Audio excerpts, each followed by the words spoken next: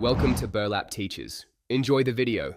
You're starting inside Gmail, so sign in and go straight to the search bar. Type label, all or remove any inbox filter to surface archived items. This locates messages that are not in the inbox. Once you see the thread, open it so you can act.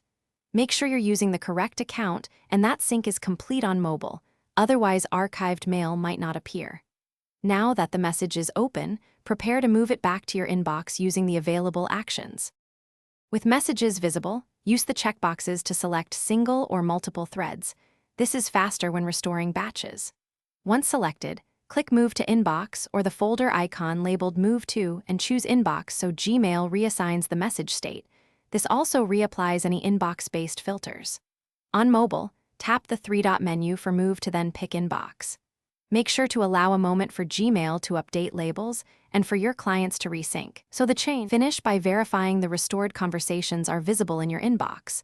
Open a few to confirm labels and thread integrity. If a message still isn't showing, search all mail or look in trash. Deleted items remain for 30 days. Make sure no filters automatically archive incoming mail. Adjust or disable them if needed.